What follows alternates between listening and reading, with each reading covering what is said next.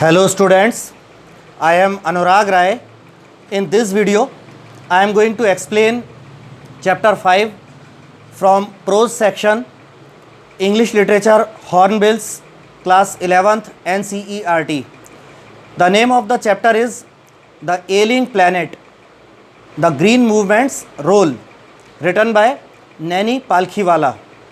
So students, I am going to translate the whole chapter from English to Hindi, and in this video I am going to explain half of the chapter, and the remaining half will be explained to you in my next video.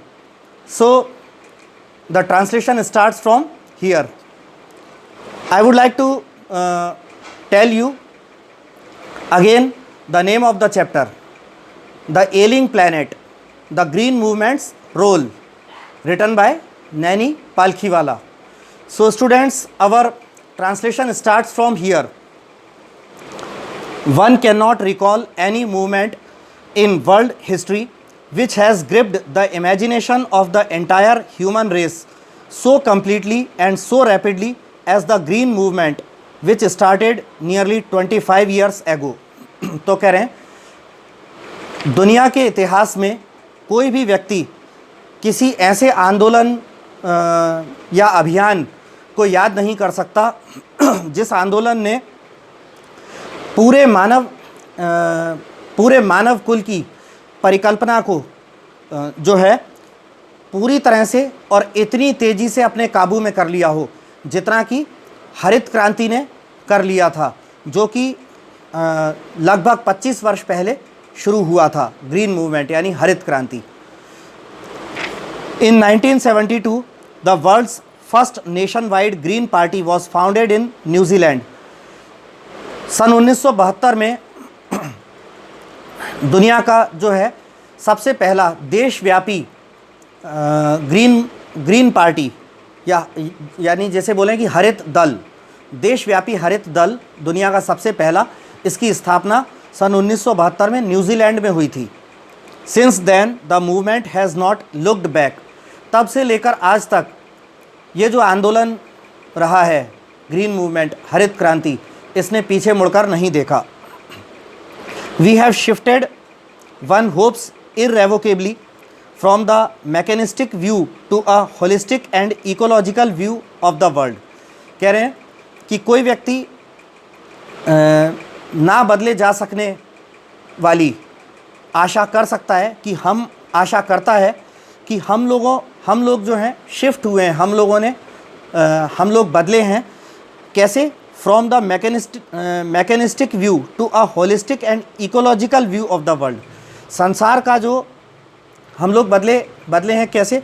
जो मशीनी दृष्टिकोण है उससे बदलकर हम काय में आए हैं, संसार का जो पूर्णतः या संपूर्ण रूप से जो संसार का जो दृष्टिकोण है, और इकोलॉजिकल व्यू यानी पारिस्थितिकी तंत्र का जो संसार का जो पारिस्थितिकी तंत्र वाला दृष्टिकोण है या संपूर्ण दृष्टिकोण है, उसमें आ गए हैं हम बदलकर, मशीनी दृष्टिकोण से बदलकर संसार के संपूर्ण या पारिस्थितिकी तंत्र वाले दृष्टिकोण पर हम बदलकर आ गए हैं। It is a shift in human perceptions as revolutionary as that 44 hornbill introduced by Copernicus, who taught mankind in the 16th century that the earth and the other planets revolved round the sun। तो ये कह रहे हैं कि ये मानव दृष्टिकोण में एक उतना ही क्रांतिकारी बदलाव है जितना क्रांतिकारी बदलाव जो है 16वीं शताब्दी में कॉपरनिकस नाम के खगोल शास्त्री, एस्ट्रोनॉमर जो था 16वीं शताब्दी में, निकोलस कॉपरनिकस उसका पूरा नाम था। तो निकोलस कॉपरनिकस ने 16वीं शताब्दी में जो सिद्धांत दिया कि पृथ्वी और अन्य ग्रह सूर्य के चारों ओर जो है परिक्रमा लगाते हैं, तो उतना ही वैसा ही ये क्रांतिकारी बदलाव था कि हमारा मशीनी दृष्टिकोण से हमारा संसार के संपूर्ण दृष्टिकोण पर आना, इकोलॉजिकल पारिस्थितिकी तंत्र वाले दृष्टिकोण पर आना या हरित क्रांति का आना, ये बिल्कुल वैसा ही जो है मानव परसेप्शन में, दृष्टिकोण में वैसा ही क्रांतिकारी परिवर्तन था, जैसा कि कोपरनिकस के द्वारा दिए गए सिद्धांत से आया कि पृथ्वी और सारे ग्रह जो हैं सूर्य के परिक्रमा लगाते हैं। इससे पहले ऐसा माना जाता था कि शायद सूर्य इन ग्रहों की परिक्रमा लगाता है। आगे है, for the first time in human history there is a growing world wide consciousness that the earth itself is a living organism and enormous being of which we are parts. कह रहे हैं मानव इतिहास में पहली बार जो है मानव इतिहास में जो है पूरी दुनिया में ऐसी चेतना जागी है या बढ़ी है कि पृथ्वी जो है, धरती जो है, वो स्वयं अपने आप में एक जीवित अव्यय संस्थान है और एक ऐसा बड़ा जीवित अव्यय संस्थान है, ऐसा विशाल संस्थान है जिसके हम सब लोग एक भाग हैं। It has its own metabolic needs and vital processes which need to be respected and preserved। तो कह रहे हैं कि पृथ्वी की अपनी खुद की चयापचयी यानी कि मेटाबॉलिक का मतलब होता है डाइजेशन से संबंधित, पाचन से संबंधित।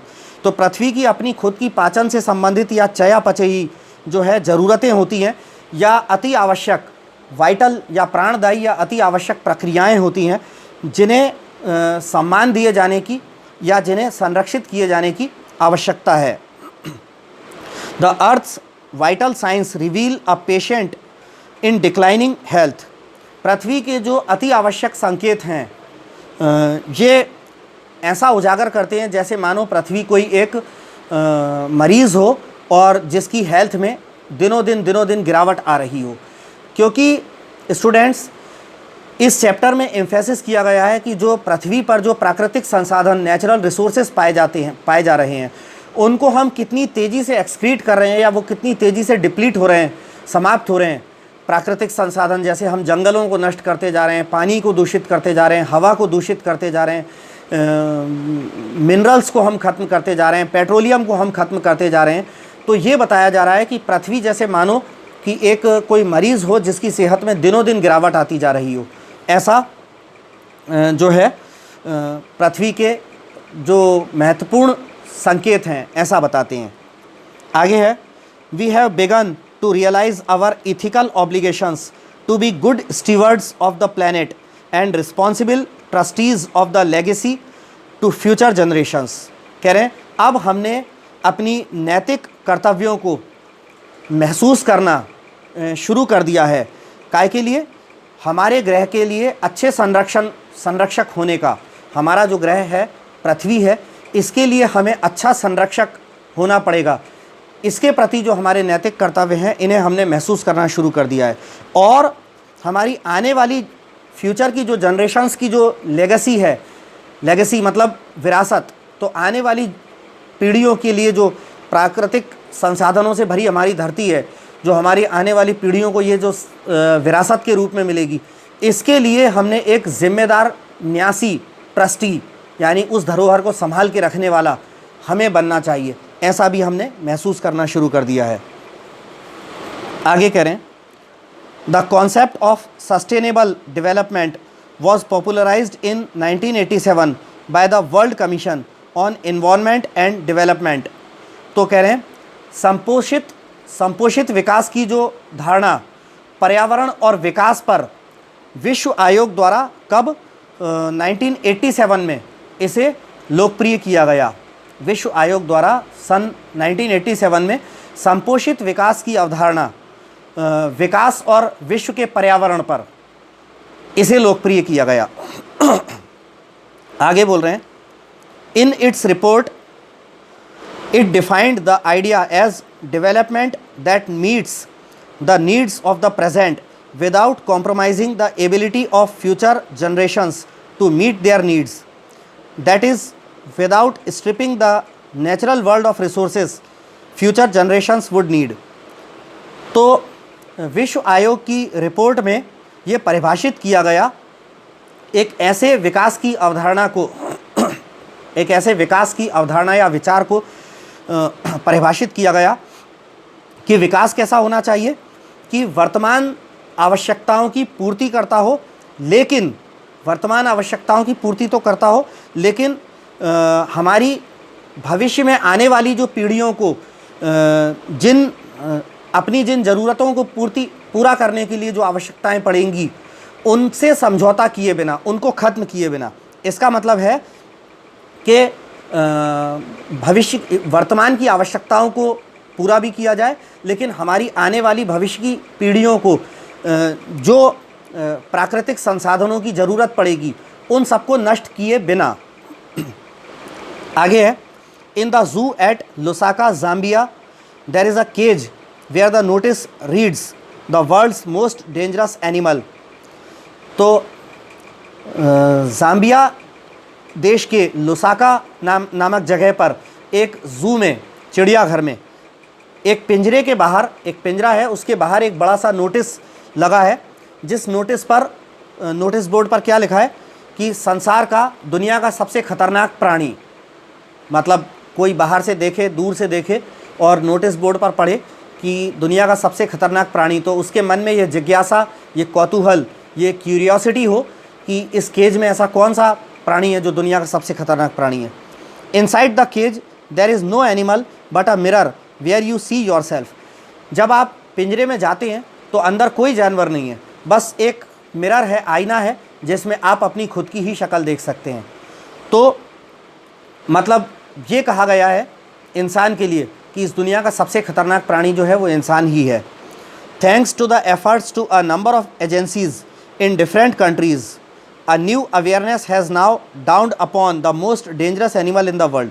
कह रहे हैं कि दुनिया में अलग अलग जो हैं एजेंसीज़, अलग अलग संस्थाओं,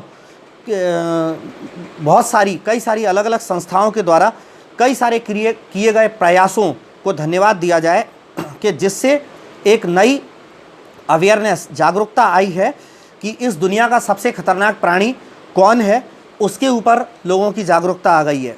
मतलब लोगों को पता चल गया है कि इंसान ही दुनिया का सबसे खतरनाक प्राणी है, और दूसरे प्राणी तो बेचारे अपने जंगल, अपने आवासों में रहते हैं, लेकिन इंसान तो अपनी फ़ायदे के लिए हर प्रकार के प्राकृतिक संसाधन को और इस धरती को नष्ट करने पे तुला हुआ है। इसलिए इंसान को सबसे खतरनाक प्राणी कहा गया है। और इंसान दूसरे प्राणियों को भी ख़त्म कर रहा है, मांस के लिए, उनकी कीमती खाल के लिए, या उनके औषधीय गुणों या उनकी हड्डियों के लिए दूसरे प्राणियों को भी ख़त्म कर रहा है। धरती पे पाए जाने वाले नेचुरल रिसोर्सेज को भी इंसान ख़त्म कर रहा है। इसी वजह से इस पैराग्राफ में इंसान को जो है दुनिया का सबसे खतरनाक प्राणी कहा गया है। आगे है, he has realized the wisdom of shifting from a system based on domination to one based on partnership। तो इंसान ने ये महसूस किया है कि प्रमुख आधारित प्रणाली से जो है साझेदारी आधारित प्रणाली जो है उसमें बदलाव आया है। आगे है, scientists have catalogued about 1.4 million living species with which Mankind shares the earth. वैज्ञानिकों ने लगभग 1.4 मिलियन, माने 1 मिलियन जो है 10 लाख के बराबर होता है, तो 1.4 मिलियन यानी कि 14 लाख ऐसी जीवित प्राणियों की प्रजातियों को सूचीबद्ध किया है जो इस पृथ्वी पर इंसान के साथ रहती हैं, यानी कि इंसान के साथ वो भी इस धरती को शेयर करती हैं। ऐसी 1.4 मिलियन जीवित प्रजातियों को, प्राणियों की प्रजातियों को वैज्ञानिकों ने सूचीबद्ध किया है। Estimates very widely as regards the still uncatalogued living species. Biologists reckon that about 3 to 100 million other living species still languish unnamed in ignominious। तो कह रहे हैं कि अनुमान जो है, ये जो अनुमान है अवर्गीकृत जीवित प्राणियों का, ऐसे जिनको कि वर्गीकृत नहीं किया गया है, सूचीबद्ध या वर्गीकृत नहीं किया गया है, तो ये अनुमान और अलग हो सकता है। मतलब जीव वैज्ञानिक जो हैं ये गणना करते हैं कि लगभग 3 से लेकर 100 मिलियन, 3 से लेकर 100 मिलियन तक अन्य ऐसी प्राणियों की जीवित प्रजातियां हैं जो कि अंधकारमय भविष्य में या घृणित हैं या जिनको सूचीबद्ध नहीं किया गया, कैटलॉग नहीं किया गया। ऐसी और कई सारी घृणित प्रजातियां वो 3 से लेकर 100 मिलियन तक हो सकती हैं। ऐसी प्रजातियां क्षीण और घृणित हैं। अब आगे कहते हैं, one of the early international commissions which dealt inter Alia with the question of ecology and environment was the Brand Commission, which had a distinguished Indian as one of its members, Mr. L.K. Jha। तो कह रहे हैं कि one of the early international commissions, प्रारंभिक जो है पूर्व के या प्रारंभिक अंतर्राष्ट्रीय आयोगों में से एक, जिसने कि अन्य बातों के साथ जो है पारिस्थितिकी तंत्र और पर्यावरण के प्रश्नों पर भी जो है डील किया या उसका भी निपटारा किया। वो आयोग कौन सा था? ब्रांड आयोग, जिसमें एक प्रसिद्ध भारतीय भी उनके सदस्यों में से एक हैं, जिनका नाम है mister L.K. Jha. The first Brandt report raised the question, are we to leave our successors a scorched planet of advancing deserts, impoverished landscapes and ailing environment। तो ब्रांड आयोग की जो पहली रिपोर्ट थी उसमें एक प्रश्न उसने एक प्रश्न उठाया। ब्रांड आयोग की पहली रिपोर्ट ने एक प्रश्न उठाया। वो प्रश्न क्या था कि क्या हम अपने उत्तराधिकारियों को, यानी हमारे जाने के बाद हमारी जो आने वाली नस्लें होंगी, जो इस पृथ्वी पर रहेंगी, पृथ्वी के प्राकृतिक संसाधनों का उपयोग करेंगी, तो क्या हम अपने आने वाले उत्तराधिकारियों को एक झुलसा हुआ ग्रह, एक बढ़ते हुए रेगिस्तानों वाला ग्रह, या एक दरिद्र भूभाग, एक बीमार पर्यावरण, एक ऐसा लुटा पिटा या बर्बाद ग्रह हम अपने उत्तराधिकारियों को विरासत में दे जाने वाले हैं? क्या ऐसा होने वाला है?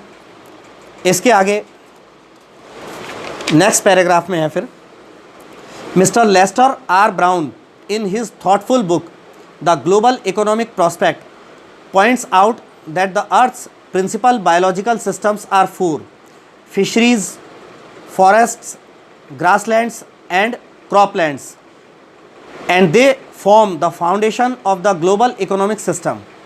तो कह रहे हैं कि श्रीमान लेस्टर आर ब्राउन ने अपनी एक विचारवान पुस्तक, जिसका नाम था द ग्लोबल इकोनॉमिक प्रोस्पेक्ट, इसमें उन्होंने इस बात का इशारा किया, इस बात का खुलासा किया कि पृथ्वी के जो मूलभूत जैविक जो प्रणालियां हैं वो 4 प्रणालियां होती हैं। वो कौन सी? पहली है फिशरीज़। फिशरीज़ माने मत्स्य उद्योग यानी मछली पालन, फॉरेस्ट्स यानी जंगल, ग्रासलैंड्स यानी चारागाह, घास के मैदान, चारागाह, और चौथी कौन सी थी? क्रॉपलैंड्स। क्रॉपलैंड्स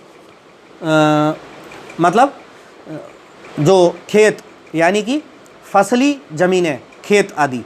तो मछली उद्योग, जंगल, घास के मैदान यानी कि चारागाह, और फसली मैदान यानी खेत, ये पृथ्वी के 4 मूलभूत जो है जैविक प्रणालियां हैं। आगे कह रहे हैं कि और ये जो प्रणालियां हैं ये पूरी वैश्विक आर्थिक प्रणाली का फाउंडेशन होती हैं, आधार होती हैं, नींव होती हैं। In addition to supplying our food, these 4 systems provide virtually all the raw materials for industry except minerals and petroleum derived synthetics। तो कह रहे हैं कि हमें भोजन की आपूर्ति करने के साथ साथ, हम लोगों को भोजन की आपूर्ति करने के साथ साथ ये जो चारों प्रणालियां हैं ये लगभग सभी प्रकार का रॉ मटेरियल, कच्चा माल उद्योगों के लिए भी उपलब्ध कराते हैं।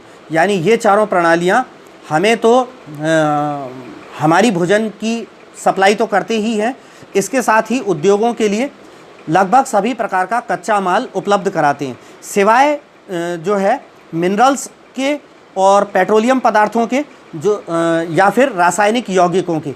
इनके अलावा लगभग सारे प्रकार के ये कच्चा माल उद्योगों के लिए उपलब्ध कराते हैं। ये 4 प्रणालियाँ, कौन सी 4 प्रणालियाँ? ये फिशरीज़, फॉरेस्ट्स, ग्रासलैंड्स, क्रॉपलैंड्स। ये आगे है, in large areas of the world human claims on these systems are reaching an unsustainable level, a point where their productivity is being impaired. इस दुनिया में एक बहुत बड़े क्षेत्र में इन सारी प्रणालियों पर जो है मानव का दावा जो है पोषण ना किए जा सकने वाले स्तर पर पहुंच रहा है। एक ऐसे बिंदु पर पहुंच रहा है जहां इन सारी प्रणालियों की प्रोडक्टिविटी, उत्पादकता जो है वो ख़राब हो रही है। When this happens, fisheries collapse, forests disappear, grasslands are converted into barren wastelands and croplands deteriorate। तो कह रहे हैं जब ऐसा होता है तो क्या होगा? फिशरीज़ बर्बाद हो जाती है, मत्स्य उद्योग बर्बाद हो जाएगा, जंगल कट जाएंगे, गायब हो जाएंगे। Grasslands are converted into baron wastelands, चारागाह जो हैं, उपजाऊ भूमि चारागाह, ये बंजर भूमि में परिवर्तित हो जाएंगी और खेत जो हैं, फसली मैदान, ये भी धीरे धीरे ख़राब हो जाएंगे, यानी इनकी उर्वरक क्षमता खत्म हो जाएगी। In a protein conscious and protein hungry world over fishing is common every day.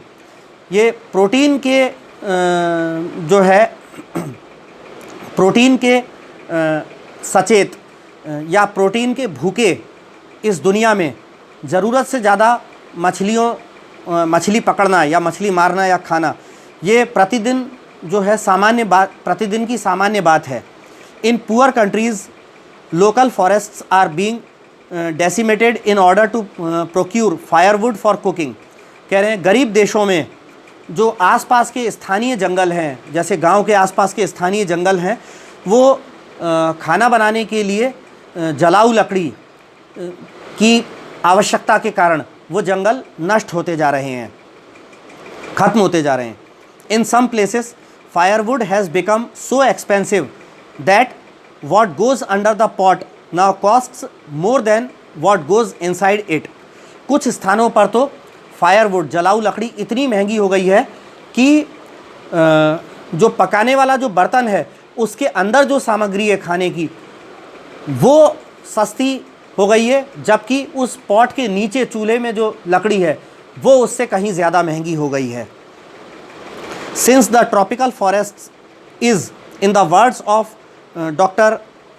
Mears, the powerhouse of evolution, several species of life face extinction as a result of its destruction।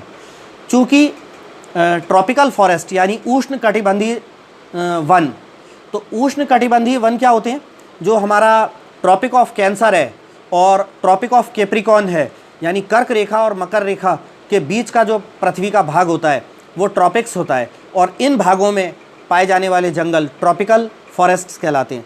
तो tropical forests जो हैं, चूँकि उष्ण कटिबंधीय जंगल जो हैं, doctor Myers के शब्दों में वो क्या होते हैं? The power house of evolution, ये क्रमिक विकास के ऊर्जा का भंडार, पावर हाउस होते हैं।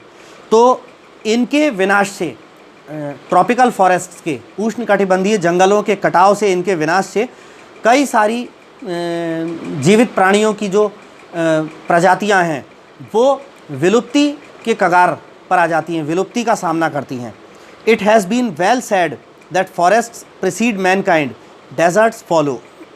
ये बहुत खूब कहा गया है कि जंगल इंसान से पहले पनपते हैं और मरुस्थल, रेगिस्तान इंसान के बाद पनपते हैं। The world's ancient patrimony of tropical forests is now eroding at the rate of 40 to 50 million acres a year, and the growing use of dung for burning deprives the soil of an important natural fertilizer। तो कह रहे हैं कि the world's ancient patrimony of tropical forests, उष्ण कटिबंधीय वनों की जो दुनिया की जो प्राचीन धरोहर है, अब ये धीरे धीरे कम होती जा रही है और प्रति ईयर 40 से 50 मिलियन एकड़ के आधार पर ख़त्म होते जा रहे हैं। यानी कि उष्णकटिबंधीय जंगलों की जो प्राचीन विरासत या धरोहर है हमारी पृथ्वी की, ये प्रति वर्ष किस दर से ख़त्म होती जा रहे हैं? ये जंगल 40 से 50 मिलियन एकड़ जंगल प्रति वर्ष लगभग ख़त्म होते जा रहे हैं, क्योंकि इंसान अर्बनाइजेशन के चक्कर में, शहरीकरण के चक्कर में, विकास करने के चक्कर में उनको काटे जा रहा है, ख़त्म करे जा रहा है। आगे है, and the growing use of dung for burning deprives the soil of an important natural fertiliser. और गोबर जो है उसको जलाने के लिए उसका जो बढ़ता हुआ प्रयोग है, गोबर से सुखाकर थाप कर वो कंडे बना लेते हैं और कंडे को जलाने के लिए प्रयोग करते हैं। तो गोबर का जो जलाने के लिए ज़रूरत से ज़्यादा प्रयोग बढ़ता जा रहा है, ये मिट्टी को एक बहुत ही आवश्यक तत्व यानी कि प्राकृतिक खाद से वंचित कर रहा है। पहले एक ज़माने में हमारे पूर्वज मिट्टी में गोबर डाला करते थे खाद के रूप में, अब उस गोबर को कंडे बना कर हम जलाने के लिए प्रयोग कर रहे हैं। तो मिट्टी उस ज़रूरी खाद से वंचित रह जा रही है जो खाद गोबर से मिलती थी। अब आगे करें, the world bank estimates that a 5-fold increase in the rate of forest planting is needed to cope with the expected fuel wood demand in the year 2000। तो ये कह रहे हैं विश्व बैंक के हिसाब से सन 2000 तक वांछित जलाऊ लकड़ी प्राप्त हो पाएगी। इसके लिए हमें वृक्षारोपण या जंगलों को बढ़ाना होगा, वृक्षारोपण को 5 गुना के हिसाब से बढ़ाना होगा हमको, जिससे कि हमें सन 2000 तक आवश्यक जो जलाऊ लकड़ी प्राप्त हो सके। So students, this is our half portion which I have explained in this video. So the remaining half portion will be explained to you in my next video. And students, if you like my videos, please subscribe my YouTube channel Anurag Rai English Tutor if you haven't subscribed it so far. Thanks.